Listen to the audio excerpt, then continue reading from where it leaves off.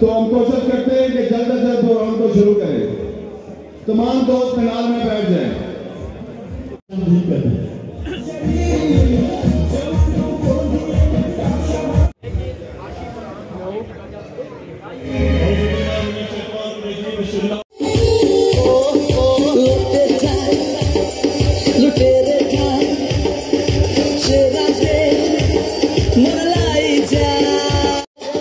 जनाब union council number से हाजी मोहम्मद अक्सरीन अब्बासी साहब एक बड़े काफिले के साथ पंडाल पहुंच चुके हैं।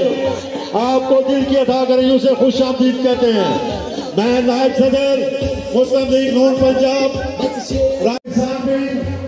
जनाब भाई जनाब राजा असद सभी गुल साहब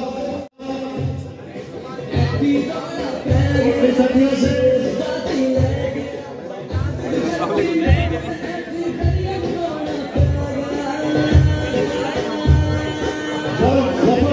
सती साहब कोपी सत्या से किसान लीग के सदर हैं और उसकी टीम को दिल की अता करने से खुश आमदीद कहते हैं।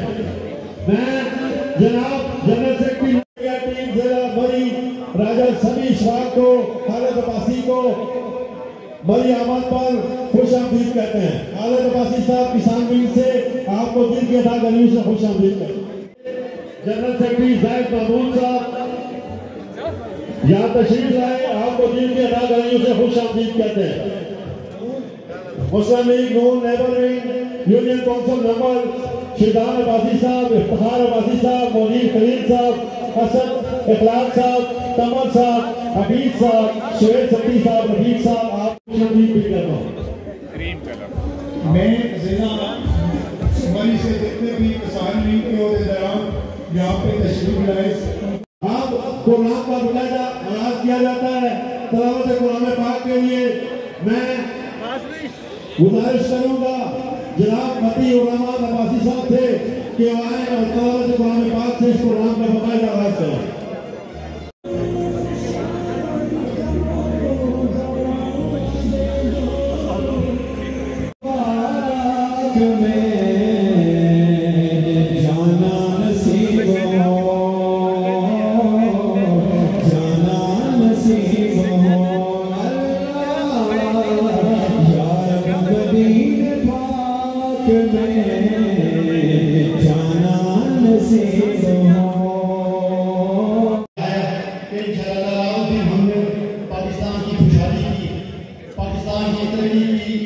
जो उम्मीद है हमको मियां मोहम्मद नवाज शरीफ पाकिस्तान के शिकार है। इंशाअल्लाह ताला हम मीठी सेक्रेटरी को मियां मोहम्मद नवाज शरीफ का भरपूर इस्तेमाल करेंगे। ये साबित हो गया है पाकिस्तान मुस्लिम लीग नून तहसील मरी मियां मोहम्मद नवाज शरीफ से बेपना मोहब्बत करते हैं और इस्लाम की हुकूमत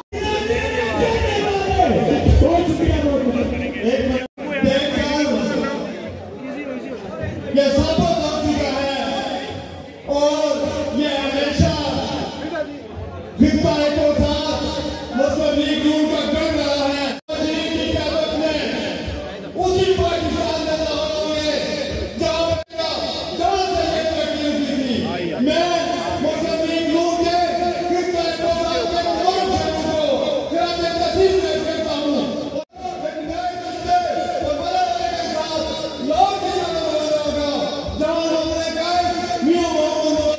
ये जगह अभी इस बात का आगाज़ी है कि मरी मुस्लिम लीग नून का किला था और किला है। उम्मीद से यकीन तक और पाक सरजमीन तक कायद पाकिस्तान मियां मोहम्मद नवाज शरीफ तशरीफ लाने वाले हैं और उसका हम भरपूर तरीके से इस्तेमाल के लिए यहाँ पे आज की मीटिंग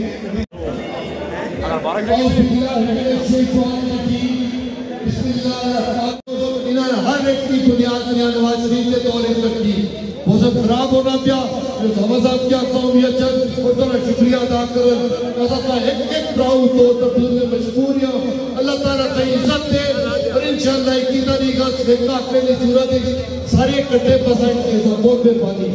यकीन मैं तुसा भरा दोस्ता बुजुर्गाना मशहूर हाँ तुसा हमेशा असानी मुस्लिम लीग ने इज्जत की हिफाजत की थी असा तुसा ने सारी जिंदगी हमेशा पहले भी कर्जदार से आगे भी रहता इसे कोई कड़ाना सिर्फ 21 तारीख मोहम्मद नवाज शरीफ तुसा ना तासा ना कायद असना पिया उसने इस्तकबाल असते मीटिंग सी जितना दीन साहब आगे आसा तुसा ने बहुत मशहूर हैं आगे भी रहता बारिश मौसम बहुत खराब है इंशाल्लाह ताबई पहुंचने पे तुसा ना खिताब भी कर सन ते इंशाल्लाह की तरह मरीज कोटली सतियाना एक बेमिसाल ते बड़ा जुलूस के थी बहुत शुक्रिया जज़ाकल्लाह जरूरी है कि हर प्रोग्राम असाने शाहिद साहब की मुशावरत शामिल और उन्होंने मंशा ना जो प्रोग्राम रखा है बहुत अनासर किसी किस्म का कोई पैगाम देने और गलत देने छः ना एक प्रोग्राम इंशाल्लाह मुश्तरका रखा जिसकी सदारत शायद खान अब्बासी साहब कर और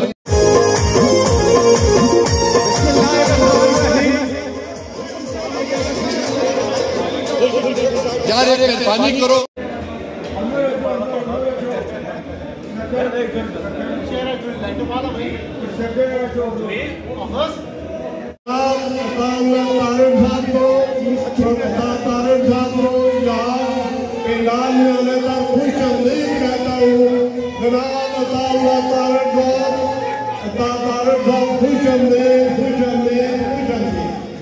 मैं गुजारिश कर रहा था अपने मरहूम कारकुनों से इस्तेमाल के लिए 31 अक्टूबर को मरी से रैली की शक्ल में हम लाहौर पहुंचेंगे और कायदे मोहतरम का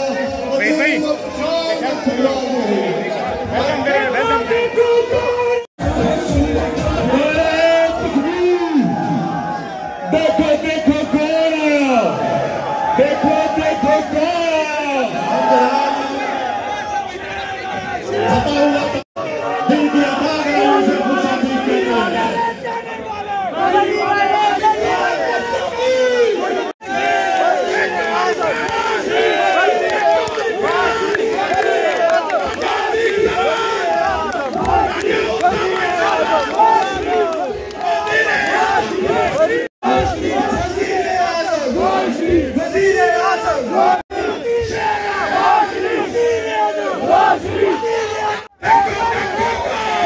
मेजबानी के ऊपर राजा मोहम्मद आसिफ साहब का राजा रियासत साहब रियासत साहब का और आसिफ रसूल साहब का और पूरी टीम ने बेहद मशहूर जिन्हें इस खूबसूरत महफिल में बड़े शॉर्ट पर निकाल किया और इसलिए कामयाब हो गया।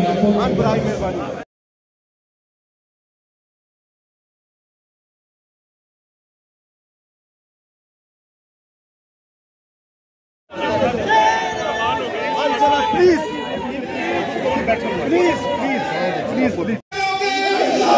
तो फिर आवाज आनी चाहिए कदम बढ़ाओ नवाज शरीफ हम तुम्हारे साथ मरकजी डिप्टी जनरल सेक्रेटरी अता मोहम्मद तारक साहब को मेरी आमद पर खुशामदीद कहता हूँ और उनका ये शेर उनकी नजर करता हूँ तेनू सुन तू टकना नहीं बस एनी गल समझानी है वेले दिए वाग वेरिया सागे असी ते पागल दीवाने हाँ तू सडे नाल वैर वदा असी ते पागल दीवाने हाँ तू सडे नाल वैर वदा असी ते जान तली दे रखिए तू नख नख जान बचानी वाग वेरिया सडे आता नहीं है राजा मैं सोशल मीडिया ने बावजूद बड़ी की सर्दी में आपके जोश और जज्बे ने गर्मी पैदा कर दी है।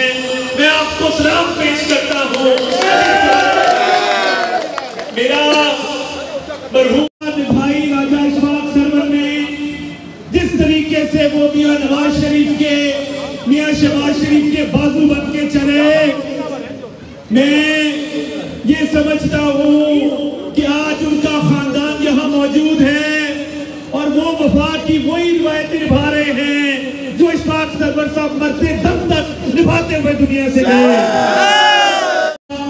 और उनसे बात करके आया कि मरीज से इंशाअल्लाह ताला हुआ हो और इस मौसम में जो लोग यहाँ मौजूद हैं, ये इस बात का मुंह बोलता सबूत है कि ये मियां नवाज शरीफ से प्यार करने वाले लोग हैं और मियां नवाज शरीफ से वफा निभाने वाले लोग हैं। एक तारीख साज दिन है जिस दिन इंशाअल्लाह ताला इस मुल्क की तकदीर बदलेगी। आपका मेरा कायद जो वापस आ रहा है, वो आपके मेरे लिए वापस आ रहा है। ना तो इक़्तिदार से गर्ज है, ना हुकूमत से गर्ज है, उसको गर्ज है तो पाकिस्तान की मईशत को बहाल करने से गर्ज है, उसको गर्ज है तो पाकिस्तान से महंगाई के खात्मा करने से गर्ज है, उसको गर्ज है तो पाकिस्तान के मसाइल हल करने से गर्ज है। तो मियां नवाज शरीफ का इस्तकबाल करने जाओगे?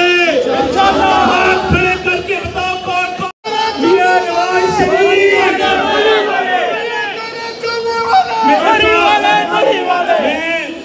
मैं इस मान के लिए करना चाहता हूँ जो मेरे दाएं और बाएं खड़े हैं, जिन्होंने वफा निभाई है, हमेशा निभाई है, कब यारों को तस्लीम नहीं, कब कोई अदू इनकारी है। इस कुएं तलब में हमने भी दिल नजर किया जावारी है। जब साज़े सलासिल बजते थे, हम अपने लहू में सजते थे, वो रस्म अभी तक बाकी है, वो रीत अभी तक जारी है। खाना गिराने आए थे, दहलीज को चूक के छोड़ दिया, देखा कि ये पत्थर भारी है और किस जोन में थे दुश्मन अपने। शायद ये उन्हें मालूम न था कि खाके वतन है जान अपनी और जान तो सबको प्यारी है। ललकार है, ललकार है, शेर की ललकार है, ललकार है, ललकार है, शेर की ललकार है। वज़ीर आज़म वज़ीर आज़म कि वो राब्ते में भी रहे। राजा शौकत सरवर जिंदाबाद, राजा शौकत सरवर जिंदाबाद, राजा शौकत सरवर रहे। मगर मैं कुछ आपको ये भी अर्ज करता चलूं कि इशफाक सरवर साहब के साथ अल्लाह उन्हें जन्नत नसीब करे। मुझे एक सफर करने का इत्तेफाक हुआ और वो कहते हैं कि इंसान का तब पता लगता है कि जब इंसान के साथ सफर किया जाए। गया और मैं आपको बता नहीं सकता कि जितने दिन वहां पे रहे, एक बाप की तरह उन्होंने शफकत की और उन्होंने हमारे दिल जीत लिए। पूरा डेलीगेशन वो डेलीगेशन के सरबराह के तौर पे हमारे साथ गए थे, मगर जिस मोहब्बत का, जिस शफकत का उन्होंने वहां इजहार किया, मैं अल्फाज में बयान नहीं कर सकता। वाकई इंसान का सफर में पता लगता है कि इंसान क्या है।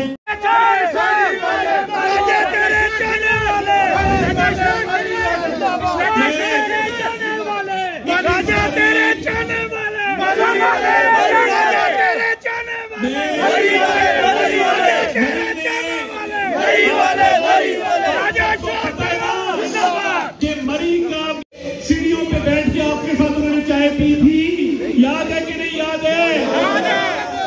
तो जितना प्यार नवाज शरीफ मरी से करता है, आज आपके जोश और जज्बे ने साबित कर दिया कि मरी वाले भी मियां नवाज शरीफ से पता ही प्यार करते हैं।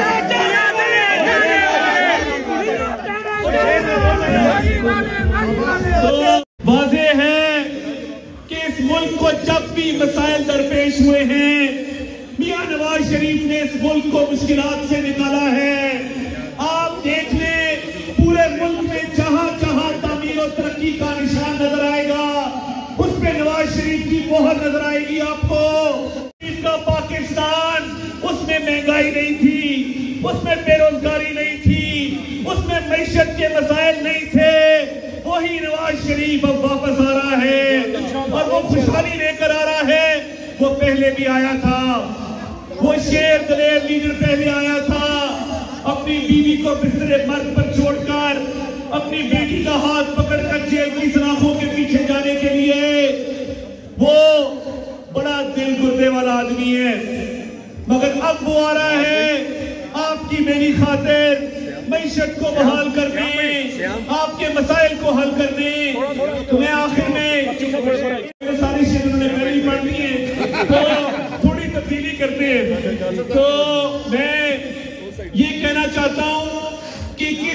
का एक तारीख साज दिन है। आपने टाइम से निकलना है, टाइम से पहुंचना है और मरी वहां पे खड़ा नजर आना चाहिए कि मरी के वाले वहां पे मौजूद हैं।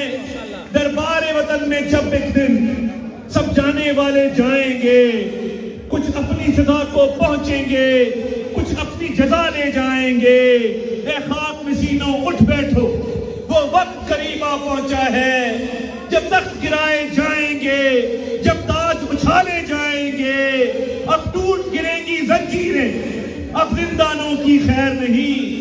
जो दरिया झूम के उठे हैं तिनकों से न टाले जाएंगे।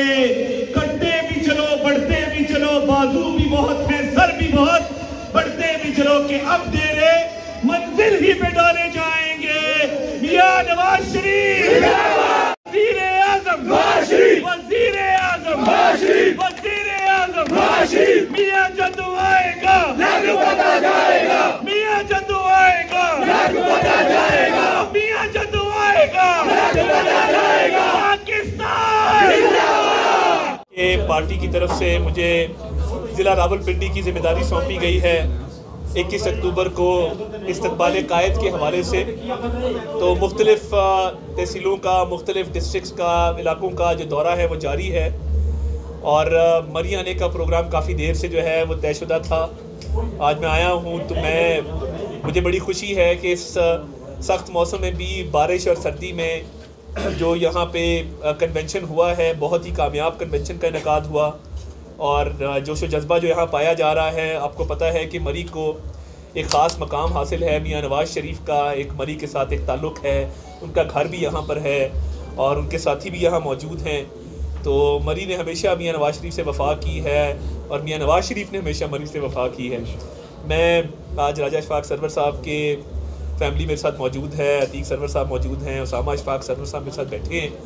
मैं ये ज़रूर जिक्र करना चाहता हूँ कि जब से ये पार्टी बनी, जिस तरीके से उन्होंने पार्टी के साथ वफा निभाई आखिरी दम तक, उनकी खिदमात को भी आज मैं खराज तहसीन पेश करना चाहता हूँ और उनके ख़ानदान को भी जिस तरीके से वो डटे हुए हैं। मेरा मरी आने से पहले शायद खाकान अब्बासी साहब से भी रब्ता हुआ और वो तब दुबई में थे तो उनसे बातचीत हुई और उनको एतमाद में लेके हमने आज इस फंक्शन का इनेकाद किया और उनके साथ आने से पहले भी उनसे बात हुई तो वो टोटली ऑन बोर्ड हैं इस वेलकम के हवाले से और उन्होंने अपने लोगों को भी तलकीन की कि वो बढ़ चढ़ के इसमें हिस्सा लें। तो इंशाअल्लाह ताला 21 तारीख को एक तारीख साज दिन है जिसमें आप देखेंगे कि मियां नवाज शरीफ एक मईशत की बहाली का एजेंडा लेकर आएंगे, महंगाई के ख़ात्मे का एजेंडा लेकर आएंगे। और मियां नवाज शरीफ ने जब भी इस मुल्क की बागडोर संभाली है तो आपने देखा कि इस मुल्क को हमेशा मुश्किलात से निकाला है। 2018 में ना महंगाई थी, ना बेरोज़गारी थी, ना मसाइल थे और एक खुशहाल खुद मुख्तार पाकिस्तान था। बैनुल अक़वामी सतह पे हमारे बड़े अच्छे ताल्लुकात लेकर आ रहे हैं। उन्हीं में ये सलाहियत है कि वो इस मुल्क को इस भंवर से निकाल सकें, इस मुल्क की मईशत की बहाली कर सकें, अब पाकिस्तानियों के मसाइल हल कर सकें। तो वो अब जो आ रहे हैं, मियां नवाज शरीफ को अब 3 बार वज़ीर आज़म रहने के बाद इक़्तिदार से कोई गर्ज नहीं है, हुकूमत से कोई गर्ज नहीं है। मगर हम समझते हैं कि जिस तरीके से मुस्लिम लीग नून अब मुतहरिक हुई है, मुनज़्ज़म हुई है, शहबाज शरीफ साहब, मरीम नवाज शरीफ साहिबा, हमजा शहबाज साहब ने जिस तरीके से पार्टी को अब मुनज़्ज़म किया है, बड़े बड़े जलसे, कल आपने मरीम नवाज शरीफ साहिबा का लाहौर का जलसा देखा, तमाम बड़े एक्टिव हैं। मेरे साथ आज हाजी मलिक उमर फ़ारूक साहब जो ज़िले सदर है रावलपिंडी के, वो भी तशरीफ़ लाए हैं और जहाँ जहाँ हम गए हैं, गुजर खान से लेके मरी तक, हमें बड़ा जोश व जज्बा देखने को मिला है। जो पार्टी के हवाले से लोग बात करते थे, मैं समझता हूँ कि वो तमाम बातें दफन हो गई, तमाम अफवाहें दम तोड़ गई। मियां नवाज शरीफ ने भी परवाज़ भरी है सऊदी अरब के लिए, लंदन को खैरबाद कहा है और उनकी वापसी इंशाल्लाह अटल है, कन्फर्म्ड है, इसमें किसी किस्म का कोई इब्हाम नहीं है। और देखिए, जमात ने मीनार पाकिस्तान के वेन्यू और कोई हो नहीं सकता और इससे तारीख साज मौका और कोई नहीं है कि जब कायद वापस आ रहे हैं तो मुल्क की तकदीर बदलने आ रहे हैं और अपने एक ट्रैक रिकॉर्ड, अपने माजी की रिवायात को कायम रखते हुए इंशाल्लाह ताला वो चौथी बार वज़ीर आज़म बनेंगे, वो इस मुल्क की तकदीर को इंशाल्लाह बदलेंगे। और मीनार पाकिस्तान में आपको यकीन दिलाता हूँ, आज मरी में जो जोश व जज्बा मैंने देखा, जब पूरे पंजाब से, पूरे पाकिस्तान से ये लोग आएंगे, वो तो चले अपनी जगह पे, लाहौर का कल का जलसा अपनी जगह पे, तो लाहौर से ही इंशाअल्लाह ताला वो मैदान जो है उधर दिल धरने की जगह नहीं होगी। और मैं अल्लाह ताला से डर के ये कहता हूँ, बड़ा बोल नहीं बोलना चाहिए, मगर अल्लाह ताला ने इंशाअल्लाह हमारी इज़्ज़त रखी तो ये तारीख़ का एक बहुत बड़ा जलसा होने जा रहा है। अपने साथियों का भी शुक्रिया अदा करता हूँ जो दाएँ और बाएँ जानिब जो तशरीफ़ फरमा हैं। और मैं ये उम्मीद करता हूँ कि इंशाअल्लाह ताला रावलपिंडी डिस्ट्रिक्ट, रावलपिंडी डिवीज़न हमेशा मियाँ नवाज़ शरीफ के साथ डट के खड़ा रहा है। कल भी मियाँ नवाज़ शरीफ का था, आज भी और इंशाल्लाह आइंदा भी रहेगा। तो यहाँ से भी इंशाल्लाह एक बड़ी पॉजिटिव अच्छी कंट्रीब्यूशन होगी। और आज जिस मौसम में ये प्रोग्राम का इनेकाद हुआ, मैं तो यकीन माने कि दिल खुश हो गया कि मौसम की सर्दी के बावजूद जो जोश जज्बा था, जो लोगों की तादाद थी, और ये दोनों साहिबान से, अतीक साहब से, उसामा साहब से ये 2 दिन पहले बात हुई इस प्रोग्राम के इनेकाद के हवाले से। इंतहाई शॉर्ट नोटिस पे ये प्रोग्राम रखा गया है। तो मैं तो इतना ही कह सकता हूँ कि ये मियाँ नवाज़ शरीफ की वापसी एक रेफरेंडम में तब्दील हो रही है। और इंशाअल्लाह ताला मियाँ नवाज़ शरीफ एक बख्तों वाले शख्स हैं। अल्लाह ताला ने उनके बड़े अच्छे बख्त लिखे हैं। कौम ने उनकी आवाज़ पे लब्बैक कहा है और हम इंशाअल्लाह ताला 21 तारीख को इस कौम की तकदीर बदलने के हवाले से मज़ीद जो है वो एजेंडा देंगे। बहुत शुक्रिया। अच्छा, नवाज शरीफ साहब के हवाले से फ़कीदुल मिसाल इस्तकबाल की तैयारियाँ भी हो रही हैं। गुज़िश्ता जो 1.5 साल की लगभग हुकूमत थी आपकी, आप क्या कहते हैं कि उस हुकूमत का जो टेन्योर गुजरा है, अवामी मसाइल आपके सामने हैं, जो महंगाई का जो एक ग्राफ इतना ऊंचा गया है, इसके बावजूद भी आप समझते हैं कि अवाम फ़कीदुल मिसाल इस्तकबाल नवाज शरीफ का करेंगे? अवाम को देखें, या तो अवाम बाशऊर हैं या बेशऊर हैं, दोनों में से एक चीज़ है।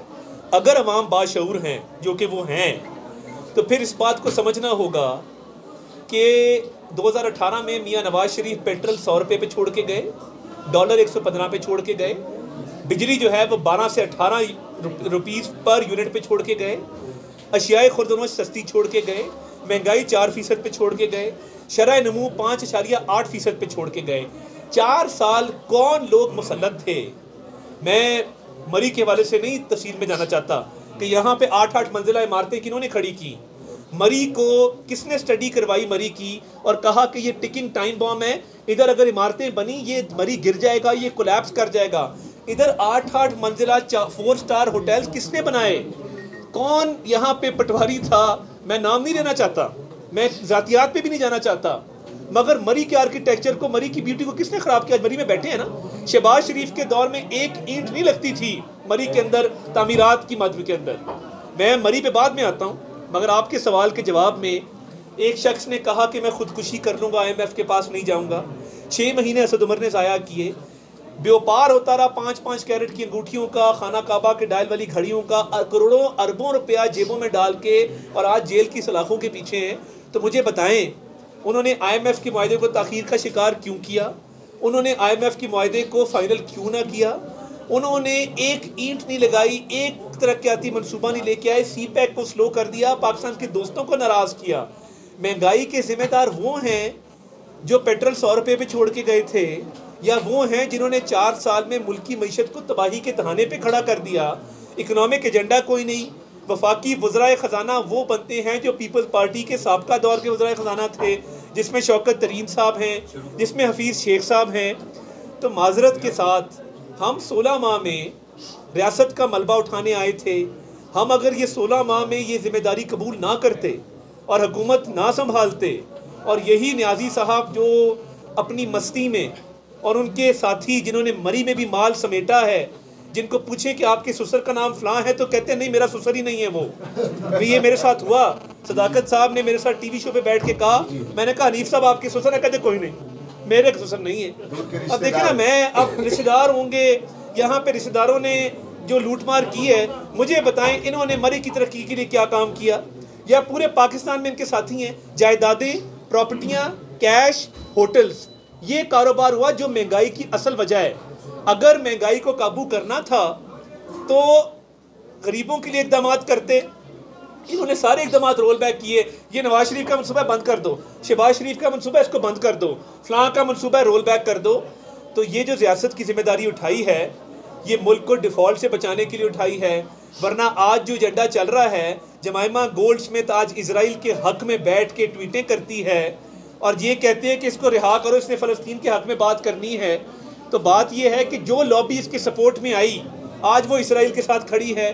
एजेंडा ये था कि पाकिस्तान डिफ़ॉल्ट हो, और मैं समझता हूँ कि सरवर खान जैसा बदबख्त आदमी, मैं तो समझता हूँ उसको कड़ी से कड़ी सज़ा मिलनी चाहिए, जिसने एयरलाइनें पाकिस्तान में बंद करा दी, जिसने आज यूरोप में किसी पाकिस्तानी की मौत हो जाए भाई साहब तो उसकी बॉडी पाकिस्तान नहीं आ सकती सरवर खान की वजह से। पाकिस्तान के पायलट को झूठा बदनाम किया गया, ज़र मुबादला हमारा खो गया, किसकी वजह से हुआ? अगर ये सरवर खान कौमी मुजरिम है।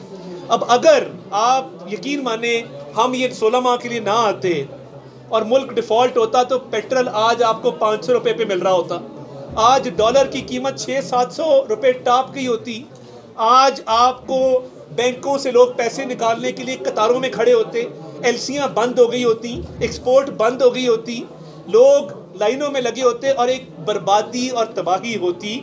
हमने जो मुल्क को डिफ़ॉल्ट से बचाया कौमी जिम्मेदारी थी, क्योंकि वो नियाजी जो घड़ियों के रेट लगाता था और जो अरबों रुपए लूट के कौम के चला गया, आज वो जिम्मेदार है महंगाई का। ये बेशऊरी में और बाशऊरी में फ़र्क है। सवाल है कि मियाँ साहब के जितने भी शेर हैं वो तो चाह रहे हैं कि मियाँ साहब चौथी दफ़ा वज़ीर-ए-आज़म बने, सबकी ख्वाहिश है। क्या आप इलेक्शन होते हुए देख रहे हैं? और अगर इलेक्शन होते हैं साथ इसके एक ज़िमनी छोटा सा सवाल है, क्या मुस्लिम लीग नॉन पंजाब में किसी जमात से इत्तेहाद करेगी? बहुत शुक्रिया था। आज आप मरी से जाते हैं, मरी में आते हैं, जो आधा घंटा और 40 मिनट आपको 12 गाँव में लगता था, अब आप 3 से 4 मिनट में वो फासला तय करते हैं। और मैं और हाजी साहब आज पहली दफ़ा उस पर आए तो हमने देखा कि ये 3 लेन की मोटरवे है, ये नवाज शरीफ है और ये शहबाज शरीफ है, और इन्होंने आगे क्या किया? मनसूबे बंद कर दिए, स्लो कर दिए, ठेकेदारों पे पर्चे, फलां पे पर्चे, जी करप्शन है, फलां है। ओ भाई आके काम करो ना, बातें करना तो बहुत आसान है। जी जी जी मरी के लिए देखें जितना कुछ हुआ है, जितनी लिफ्ट्स हैं, मियाँ नवाज शरीफ का जो मियाँ नवाज शरीफ ने कंसीव की थी एक्सप्रेस वे बनी और दौर के अंदर, मगर देखें ना मियाँ नवाज शरीफ ने ये, मैं अक्सर मियाँ नवाज शरीफ मीटिंग लेते थे, उनकी कोशिश थी कि गवर्नमेंट हाउस मरी के अंदर सार्क कॉन्फ्रेंस होस्ट करें, उसकी बहाली की, जीपीओ को पुरानी शक्ल में बहाल किया, ये माल रोड पे बेशुमार काम हुए ना। ये इलेक्शन की तैयारी हो गई है, ये इलेक्शन कैंपेन की शक्ल इख्तियार कर गया है इस्तकबाल कायद। मैं जहाँ जहाँ गया हूँ, अपने हल्के में गया हूँ, हमारे कारकुन चार्ज हो गए हैं, लोग निकल आए हैं, उनको पता है कि पाकिस्तान को संवारा भी मियाँ नवाज शरीफ ने था, इंशाल्लाह पाकिस्तान को बचाएंगे भी मियाँ नवाज शरीफ। देखिए इंतखाबी इत्तेहाद के हवाले से कोई फैसला नहीं हुआ और लगता नहीं है कि इंतखाबी इत्तेहाद होगा, मगर कुछ सीटों के हवाले से कहीं ना कहीं कोई ना कोई एडजस्टमेंट मुमकिन हो सकती है, इसका भी फैसला भी नहीं हुआ। मगर जब इलेक्शन करीब आएंगे और इलेक्शन हो जाने, जनवरी से लेट मुझे इलेक्शन नजर नहीं आते, तब इस पे मजीद जो है वो क्लैरिटी आ जाएगी। जी नहीं होना चाहिए कि शायद खाकान अब्बासी साहब जो सख्तियाँ सौंपते उन्होंने बर्दाश्त की और वो खड़े रहे। आप 99 में भी देख लिए और ये पिछले दौर में इमरान खान के दौर में भी, अगर एक शख्स 11 माह की कैद काटता है किसी नज़रिए, किसी क़यादत के, बिल्कुल क्या तहफ़्फ़ुज़ात हो सकते हैं। और वो उन्होंने बात किया डायरेक्ट मियाँ साहब से, और वो मेरा ख्याल है ख़त्म हो चुकी है।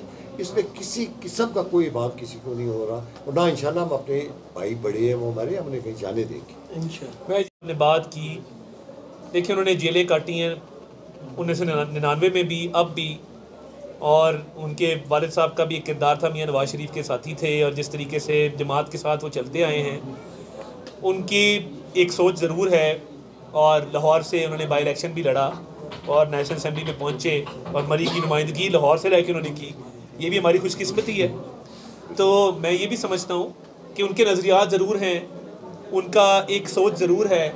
इस्तकबाल के हवाले से उन्होंने बात की, उनका नज़रिया ज़रूर है, मगर उन्होंने ये तो नहीं कहा कि हम इस्तकबाल नहीं करेंगे। वो किसी चीज़ की अहमियत ज़्यादा होती है उनके नज़दीक, किसी चीज़ की कम होती है। तो उनके साथियों से भी मेरा मुकम्मल राब्ता है, उनसे भी राब्ता है, और उनसे पूछ के उनकी रहनुमाई लेके हम यहाँ पे आए हैं और आए बैठे हैं। तो इसमें कोई अभाम नहीं है। और देखिए मेरा एक और मानना है कि जिस शख्स ने सारी उम्र मियाँ नवाज शरीफ को दे दी, वो इस उम्र में आके मियाँ नवाज शरीफ को छोड़ नहीं सकते। ये हमारी एक सोच है। और बतौर देखें उनको वज़ीर-ए-आज़म नॉमिनेट किया गया, सबकी मौजूदगी में बड़े बड़े सीनियर रहनुमा थे, जो निसार अली खान साहब पार्टी के अंदर थे उस वक्त, ख्वाजा मोहम्मद आसिफ साहब थे, शहबाज शरीफ साहब ने भी दानिस्ता तौर पे, रज़ाकाराना तौर पे पंजाब में कंटिन्यू करना पसंद किया, और मैं ऐनी शाहिद उन मामलात का। तो देखिए बात ये है कि वज़ारत उज़्मा के ओहदे पर फायज़ रहे और ये मरी का एजाज़ है, इस इलाके का एजाज़ है और पार्टी ने एक एतमाद किया। बतौर वज़ीर आज़म भी उनकी परफॉर्मेंस बहुत अच्छी रही और एक काबिल शख्स हैं, बाहर से पढ़े हुए हैं और वफा उनके ख़ानदान के अंदर है, तो मैं नहीं समझता कि वो कहीं छोड़ के जाएंगे। मैंने उस दिन मजाक से कहा, मैंने कहा मुस्तफ़ा नवाज़ खोखर साहब की बहुत माशाल्लाह दोस्त हैं हमारे, इज़्ज़त तकरीम है, बड़ा रियल एस्टेट का उनका कारोबार है, मिफ्ता हमारे भाई हैं, उनका कैंडी लैंड की इंडस्ट्रीज़ हैं। मैं कहा ये इतने अरबपति लोग पार्टी बनाएंगे तो इसका नाम आम आदमी पार्टी रखेंगे। वो आवाम में महंगाई है, लोग 2 वक्त की रोटी से जो है वो उससे महरूम हो रहे हैं और लोगों का जो सबसे बड़ी नज़र है वो लोग मियां नवाज शरीफ साहब पे इसलिए लोगों की नज़र है और लोग ये चाहते हैं कि आवाम को रिलीफ कौन देगा। क्या आवाम के रिलीफ का कोई इम्कान? इलेक्शन में चूँकि वोट तो आवाम ने देना है और आवाम महंगाई के हाथों बहुत ज़्यादा सताए हुए हैं। तो किस तरीके से देखिए हमारे बहुत सारे मसाइल डॉलर की रेट की वजह से पैदा होते हैं, पेट्रोल भी महंगा होता है, महंगाई में इजाफा भी होता है। अब क्या हुआ, जब शहबाज शरीफ साहब की हुकूमत ने IMF का मुआहदा तय किया तो डॉलर स्टेबलाइज, रुपी स्टेबलाइज होना शुरू हुआ डॉलर के मुकाबले में, रुपया मुस्तहकम हुआ, रुपया ऊपर गया, डॉलर नीचे आया। उसके बाद क्या हुआ कि मौजूदा केयर टेकर हुकूमत ने मनी चेंजर्स के ख़िलाफ़, जो बाकी माफिया था, करेंसी माफिया, उसके ख़िलाफ़ ऑपरेशन किए, पेशावर की एक आधी मार्केट बंद की, लाहौर में क्रैकडाउन हुआ, उससे आज रुपया और मुस्तहकम हो गया है। अगर IMF का मुआहदा ना हुआ होता तो फिर ये ऑपरेशन सूदमंद ना होते। ये उन्हीं IMF के मुआहदे का समर है जो आज हालात बेहतरी की तरफ जाना शुरू हुए हैं आहिस्ता आहिस्ता। माजी में नवाज शरीफ ने हमेशा डेवलपमेंट को फ़रोग दिया है। एक इकनॉमिक पॉलिसी होती है डेवलपमेंट लेड ग्रोथ। आप डेवलपमेंट इतनी करते हैं कि इकॉनमी का पहिया घूमना शुरू हो जाता है, वो CPEC के ज़रिए हो, वो फॉरेन डायरेक्ट इन्वेस्टमेंट हो। तो मैं समझता हूँ नवाज शरीफ साहब का बहुत है तजर्बा भी, और जो दोस्त ममालिक हैं या मशरिक़ वस्ता के ममालिक हैं या चीन है या बाकी ममालिक हमारे दोस्त ममालिक हैं, उनको एतमाद भी नवाज शरीफ के ऊपर है। तो इसलिए मैं समझता हूँ कि उनके दौर में खुशहाली आएगी और गुर्बत का ख़ात्मा और महंगाई का ख़ात्मा, ये मैं भी मिल के आया हूँ मियां नवाज शरीफ को। इसके अलावा उनके ज़हन में और कोई बात नहीं, तो इंशाल्लाह ये तमाम मसाइल हल होंगे। पब्लिक उनको बाहर निकालती, मगर तब शायद ना पब्लिक बचती और मुल्क हमारे हाथों से निकल चुका होता। जिस पॉलिसी पे इमरान नियाज़ी चल रहा था और जो लॉबीज़ उसके पीछे थी, जिस तरीके से एक दिन हम कोई ग़ुलाम हैं और साइफर लहरा दिया, अगले दिन जाके पैर पकड़ लिए, जो मामलात वो कर रहा था बैनुल-अक़वामी सतह पे पाकिस्तान को बिल्कुल तन्हाई का शिकार कर दिया, IMF के मुआहदे को ताख़ीर का शिकार कर दिया और ख़तरनाक खेल खेले जा रहे थे। तो उसने इस मुल्क की तबाही करनी थी और 1.5 साल बाद शायद डिफ़ॉल्ट की वजह से इधर एनार्की होती। 9 मई को जो वाक़यात हुए, आप सिर्फ सोचें कि अगर वो इक़्तिदार में होता और वो इस तरह के हमलों को सपोर्ट कर देता तो ये मुल्क कहाँ पे खड़ा होता। तो मैं ये समझता हूँ कि इमरान खान को 1.5 साल और इसीलिए नहीं दिया कि मुल्क की तबाही हमें बर्दाश्त नहीं थी, बदनामी हमें बर्दाश्त थी, हमें वक्ती तौर पे जिम्मेदारी उठाना कबूल था, मगर हम ये नहीं चाहते थे कि हम उसको बदनाम करने के चक्कर में या उसकी पॉपुलैरिटी में कमी वाक़ करने के चक्कर में अपने मुल्क को तबाह कर बैठे। और एहसास जिम्मेदारी और कौमी फरीज़ा यही होता है जो हमने सर जाना। देखिए ये तो क़यादत ने फैसला करना है वक्त आने पे। तो बात यह है कि ये बड़ा कबल अज़ वक्त है, अभी तो इस्तक़बाल कायद है और आप देखें कि अब नवाज शरीफ हर तरफ हो रही है। वो टिकटों के मामलात आएंगे, वो पार्लिमानी बोर्ड बनेगा, जिस तरह भी होगा, मगर मरी किसी में वज़ारत इस्मा आती रही है तो क्या पता इक़्तिदार का कोई और हम आपके सर बैठे। वो तो आपकी आवाज़ सुन के मुझे अमीन हफीज़ साहब याद आ गए।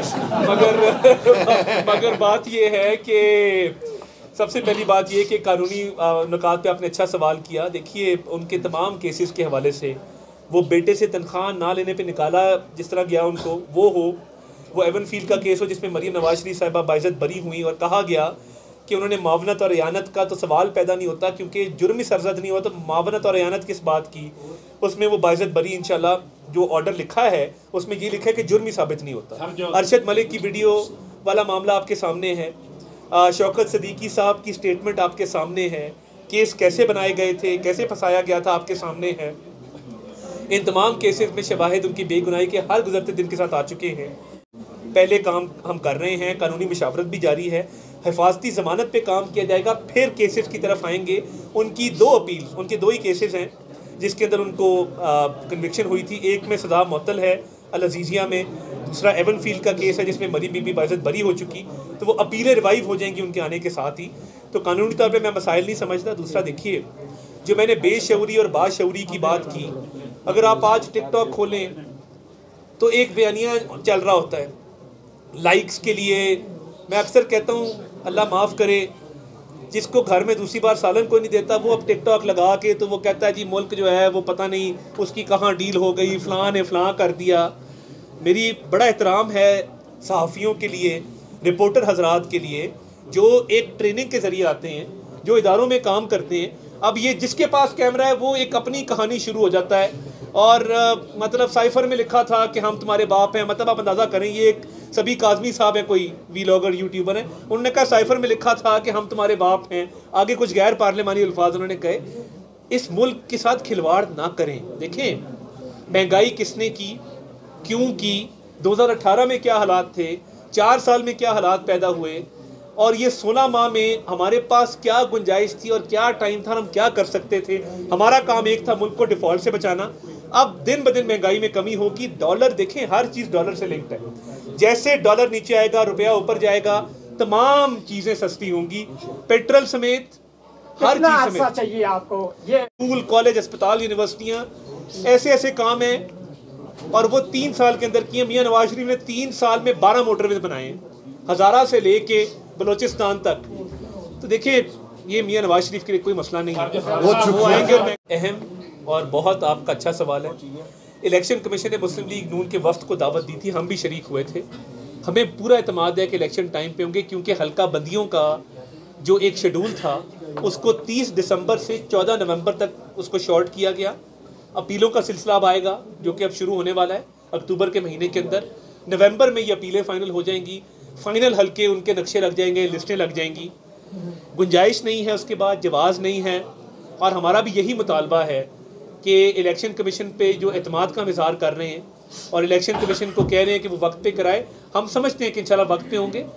फिर कोई लाहेअमल हुआ तो आपको ज़रूर मुतला कर देंगे, मगर फ़िलहाल कोई ताख़ीर की गुंजाइश नहीं रखती। IMF का आपने कहा, देखिए IMF के पास मियाँ नवाज शरीफ ने IMF का पिछला प्रोग्राम मुकम्मल किया, जान छुड़ाई IMF से। अब अगर वो आते हैं तो मेरा ख्याल है कि इंशाल्लाह इतनी खुशहाली आएगी कि 2-2.5 साल के अंदर अंदर जो है वो IMF को खैर बात कहने की पोजीशन हो चुके हैं। तो हम कोशिश करते हैं कि जल्द से जल्द प्रोग्राम को शुरू करें। तमाम दोस्त फिलहाल में बैठ जाएं।